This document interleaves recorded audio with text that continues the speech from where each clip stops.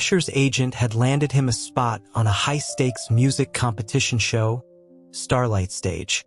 To make an impression, the agent, Mark, had insisted on a specific wardrobe, one he described as pure, calculated provocation. It was a look designed for clicks, a whisper of temptation meant to snag attention and hold it.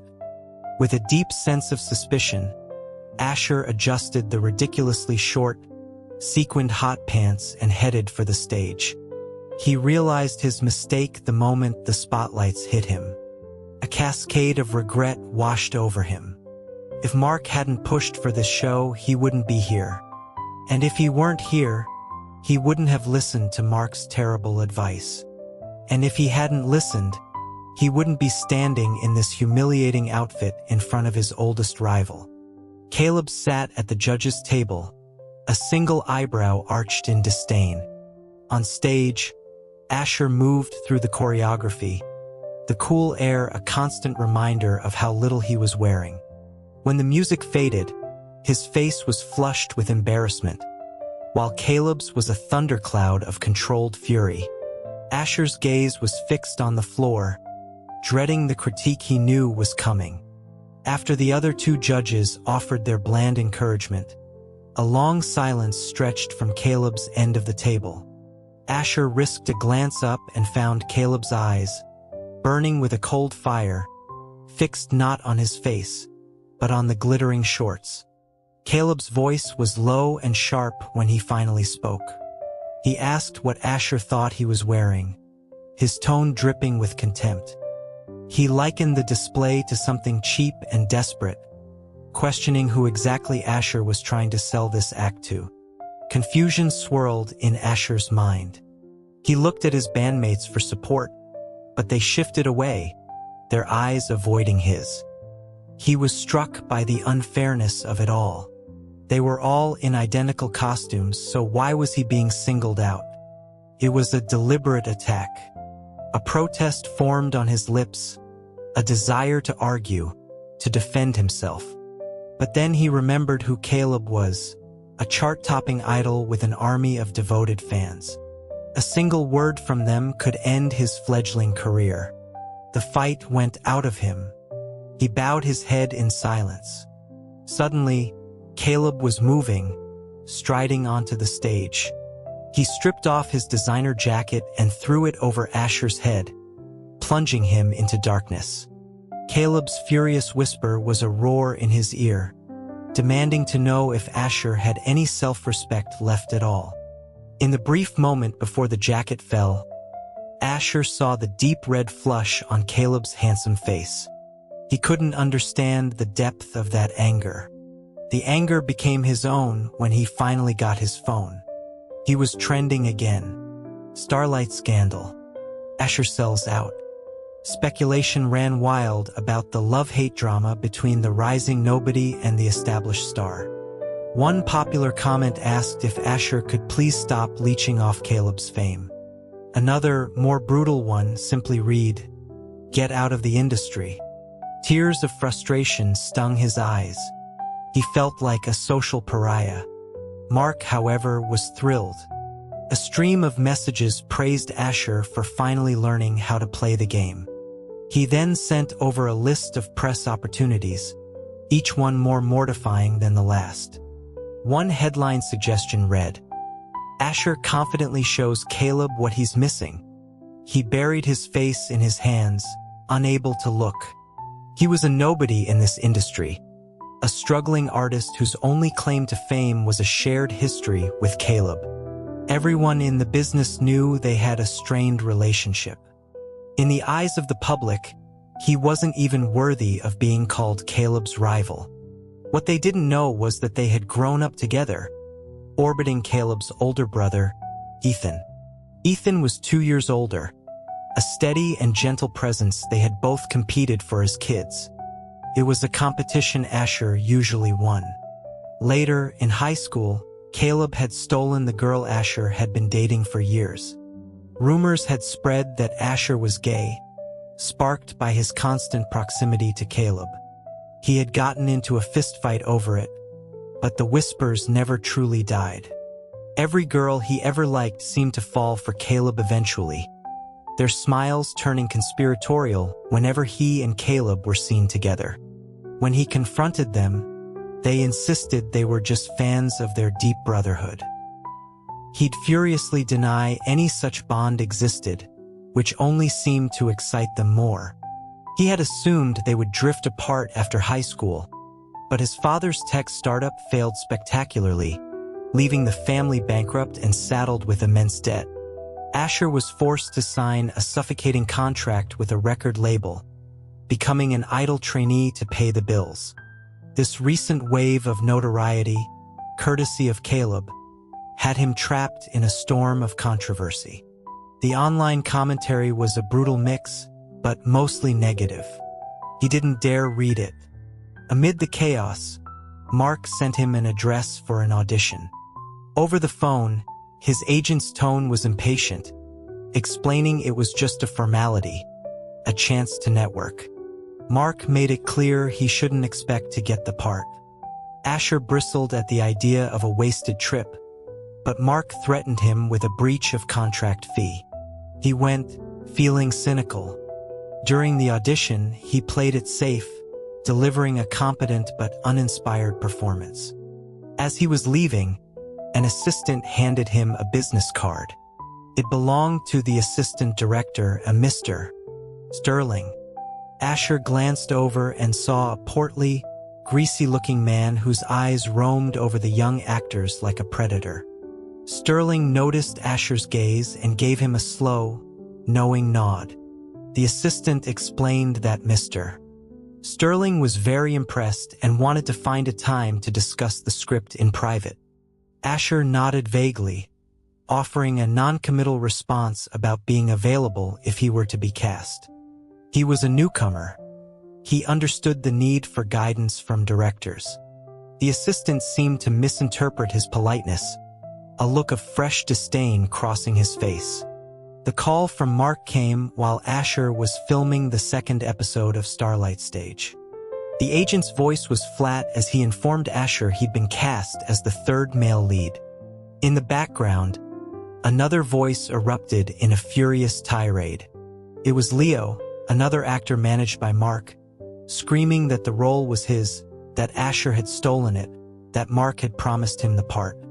The line went quiet as Mark presumably found a more private space. Asher wasn't a fool. He pieced it together. Mark had always favored Leo, even when Asher's talent was clearly superior. The audition hadn't been a real opportunity. It was meant to be a trade. They were going to use him as a pawn to secure a different resource for Leo. Mark's voice returned, now a cold command. He stated that the role had always been intended for Leo and that Asher needed to give it back. Asher laughed, a sharp, bitter sound. He asked how, exactly, he was supposed to return a role that had been officially announced. Mark, panicked, suggested that Asher claim he couldn't handle the action scenes and bow out. Asher let him rant until he was breathless, then quietly said the role was his. Mark's threats of blacklisting him from the industry were met with a dial tone as Asher hung up and walked on stage to join Caleb. The audience was a sea of faces loyal to Caleb, their eyes tracking Asher with suspicion. This segment of the show involved contestants performing a duet with a judge, and Asher had been paired with Caleb. The segment had a reputation for sabotage, and Caleb was undefeated on this stage. Asher shot a dark look at the producers, who were clearly engineering drama, and then at Caleb, whose expression was one of pure impatience. He braced himself for another viral humiliation. As the music began, Caleb's voice was a low hiss near his ear. He warned Asher not to drag him down. A bitter smile touched Asher's lips. As the song reached its climax, he hit a high note and heard a faint tearing sound. He glanced down. The collar of his cheap stage shirt had ripped open, exposing a wide swath of pale skin under the harsh lights. He instinctively tried to pull the fabric closed, but another, louder rip followed. A string of curses ran through his mind. He then noticed the silence. Caleb had stopped singing. Asher looked up to see Caleb staring, frozen. His lips pressed into a thin line. He had missed several lines of the song, and their score was plummeting. During a live broadcast, Asher couldn't speak to him. Instead, he made a split-second decision. He lunged and snatched Caleb's jacket, pulling it around his own shoulders. Better Caleb's fans see him shirtless than the entire internet see Asher's wardrobe disintegrate completely. The large screen behind them flashed with frenzied comments from the live stream, a mix of ecstatic shrieks and furious accusations. Asher the schemer was born. He had secured his place in the next round through Caleb's mistake, but as he tried to flee backstage, Caleb caught him by the arm. Caleb's grip was like iron. He demanded to know what that was all about. Asher looked up at him, annoyed by his towering height. He tried to pull away, his words defiant. He told Caleb not to be so stingy about a jacket. Caleb's voice rose to a roar, insisting that wasn't what he meant. His agent rushed over, separating them and whispering about cameras. Caleb dragged Asher all the way back to the Jiang family mansion. Asher's reluctance vanished when he saw Ethan, Caleb's older brother and the current head of the family. He immediately sought refuge behind him, complaining that Caleb was bullying him again. Ethan smiled and ruffled Asher's hair, but his tone was firm as he chided Caleb for being so immature. Enraged, Caleb turned on the TV, finding a replay of the Starlight stage performance. He pointed at Asher's revealing outfit on the screen. He demanded that his brother look at what Asher was wearing and asked if it didn't make him angry too. Asher expected Ethan's usual gentle defense, but when he looked up, he was met with a dark, disapproving gaze. Ethan agreed with Caleb, forbidding Asher from ever dressing like that again. Asher fell silent, picking at his fingers. It wasn't as if he had a choice in his wardrobe. Sensing he'd been too harsh, Ethan softened, changing the subject. He mentioned he'd heard Asher was cast in Reckless Youth, a film their family's company was financing. He assured Asher that he'd spoken to the director and that he should ask for anything he needed. Asher hesitantly asked if Ethan had gotten him the part. Ethan clarified that Asher had earned the role on his own merit. He then steered Asher toward the dining room, mentioning he'd prepared Asher's favorite dishes. Pushed into a chair between the two brothers, Asher glanced at Caleb, who was pointedly looking away, the tips of his ears a telltale red. The black and red publicity from the show sent his online traffic soaring. The Reckless Youth production team capitalized on it, releasing his official character photos. The comments section was a war zone. Some praised the casting of the sinister, deceptively weak dark moonlight character, while others, mainly Leo's fans, decried it, insisting Leo would have been better. The fighting was vicious. By the time Asher realized what was happening, his own social media was under siege.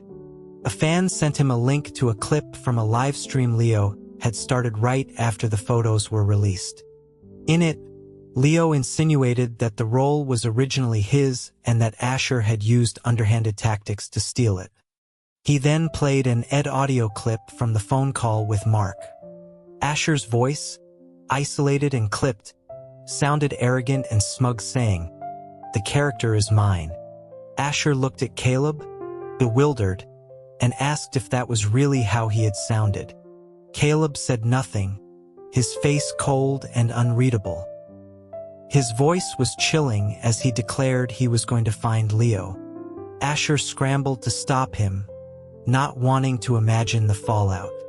He knew how protective the brothers were. When he was bullied in high school, Caleb had just beaten the guy up. But when Ethan found out, the student was expelled. The Jiang family's influence was absolute. If Caleb got into a physical altercation with another celebrity, Ethan would inevitably find out, and things would escalate beyond control. His silence, however, only emboldened Leo. On Asher's first day on the film set, he could feel the eyes on him, a mixture of curiosity and disapproval. No one dared to be openly hostile, afraid of whatever powerful backer he supposedly had, but the isolation was tangible. Only the director treated him with professional courtesy. After a few well-executed scenes, the director joked that Mr. Jung, Ethan, had asked him to look out for Asher, and he was pleasantly surprised to find that Asher actually had talent. Asher smiled and offered a few self-deprecating remarks, but he felt the atmosphere on set shift again. As the director walked away, Leo's mocking voice cut through the air. He appeared with Mr. Sterling, the assistant director, who looked at Asher with the expression of a wronged man. Sterling's arm was around Leo's waist, but his greedy eyes were fixed on Asher. He told Asher to come to his room that night to discuss some details of the script.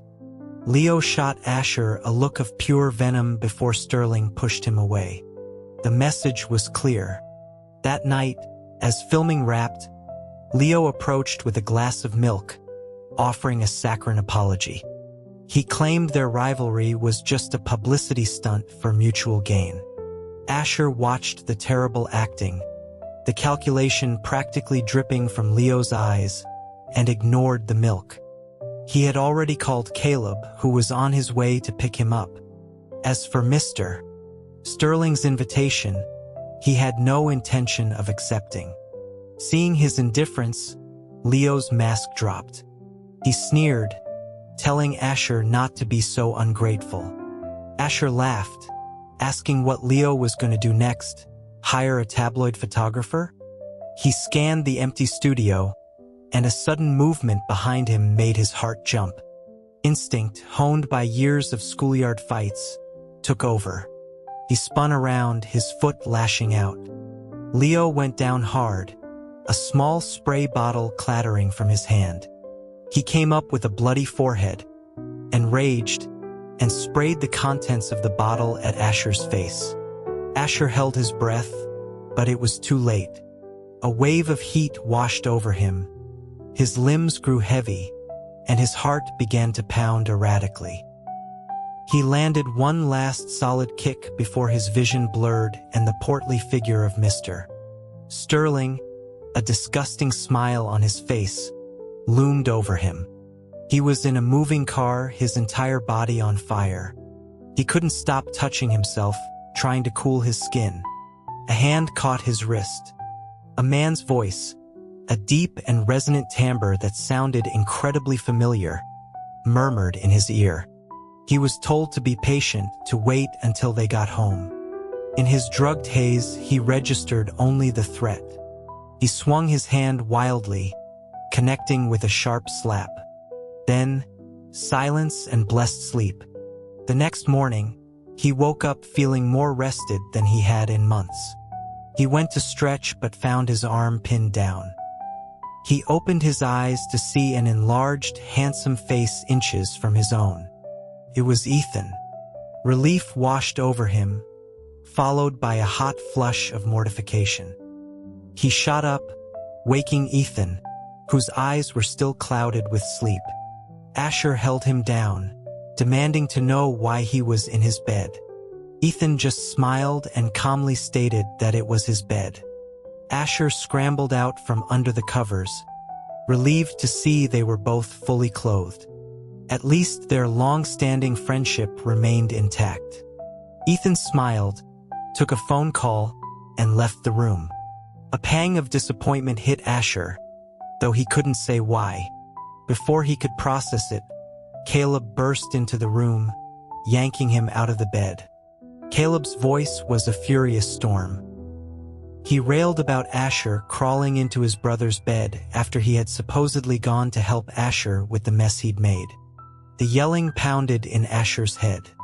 He kicked out impatiently, telling Caleb to get lost. Caleb caught his ankle, pulling him close. He accused Asher of hypocrisy, of claiming to be straight while hooking up with old men and climbing into his brother's bed. He demanded to know what was next. Sleeping with him? The mention of the previous night brought the disgusting memory of Leo and Sterling back into sharp focus. Asher's mind cleared. He sat up, rolling his eyes at Caleb's ridiculous accusation. Caleb's gaze dropped to the skin exposed by the rumpled sheets, and his expression faltered. He asked, his voice suddenly uncertain, if nothing had really happened. Asher threw back the covers in exasperation, showing him there was nothing to see. Caleb jerked his head away, his ears turning a shade of crimson. As Asher got dressed, ignoring him, Caleb's voice came from behind him, asking why Ethan had a red handprint on his face when he left for work that morning. Asher paused. He had no memory of hitting anyone. It must have been from the way they were sleeping. When he returned to the set, the rumor was that Mr. Sterling was in the hospital with a fracture. The narrative had been twisted into a story where Asher, desperate for a better role, had tried to seduce the virtuous assistant director. When Sterling had righteously refused him, Asher had retaliated violently. The story grew more outrageous with each telling. Hearing it, Asher looked at his reflection and muttered to a group of gossiping crew members that if his looks couldn't seduce someone, no one's could. Someone sniped back, asking if he was proud of being nothing more than a pretty face. Before he could respond, Leo walked in, his forehead bandaged. He threw a stack of photos at Asher, accusing him of being a degenerate who sold his body for his role. Asher was stunned by the audacity. Leo took his silence as guilt and tossed the remaining photos into the air for everyone to see. They scattered across the floor. Asher picked one up. The face was his, but the body in the compromising position was not. It was a clear fake, but in the frenzy of the moment, the crew stared at him with renewed contempt. Within minutes, the photos were online, and Asher Exposed was trending. His eyes found Leo's, which were filled with triumphant malice. Asher's temper, always simmering just below the surface, finally boiled over. His fist connected squarely with Leo's jaw. The scandal exploded. Asher was completely ostracized on set, subjected to petty sabotage by everyone from the lighting technicians to the makeup artists. When Caleb called, Asher was squatting in a corner, eating a cold meal from a takeout box. They had made him wait all day without filming any of his scenes. He could hear the crew talking nearby, pitying the kind Leo for not pressing charges. They cursed Asher, calling him a hot potato that his own agent was smart to dislike. Caleb's worried voice came over the phone, offering to solve the problem for him. Asher refused, saying he could handle it himself. Caleb then mentioned that Ethan might find out soon. Asher froze. If Ethan got involved, the situation could be contained, but it could also destroy people. Just as he was wrestling with the thought, an anonymous text message arrived. It was from Sterling. He offered to make all of Asher's problems disappear if he would just spend one night with him. A follow-up message warned him not to be so arrogant, that a pretty face wasn't enough to survive in this business. The sheer audacity made Asher laugh. He told Caleb to go ahead to pay Mr. Sterling another visit, and that he would buy him dinner afterward. The incident escalated to national news. Sterling, seemingly in league with tabloids, released grainy videos of someone with Asher's face frequenting seedy hotels and nightclubs. Though everyone else was blurred, Asher's face was perfectly clear. The public outcry was deafening. Keyboard warriors demanded he be fired from Reckless Youth, threatening a boycott. Under immense pressure, the director regretfully told Asher he was being put on an extended leave of absence. Then, his entertainment company announced a live press conference featuring Mark, Leo and Mr. Sterling. It was a public execution. Watching the live stream, Asher saw his agent lamenting his failure to stop Asher's shameful behavior. He saw Leo feigning sadness, regretting that he couldn't help his friend see the error of his ways. He saw Sterling, playing the victim, describe how he had been disappointed by the young actor he once had high hopes for. At the end, the company officially announced the termination of his contract. The comments section was a torrent of hate, with Caleb's fans especially vicious, disgusted that this damn gay had tainted their idol for so long. Asher turned off the video. It was his turn. He had been preparing for this. The first thing he posted was the full, recording of his phone call with Mark. The conversation was damningly clear, exposing Mark's plan to trade Asher for resources for Leo. The narrative online began to shift. The public tide turned from vilifying Asher to pitying the poor Mr. Sterling, who had gotten caught in the crossfire of two young, ambitious actors.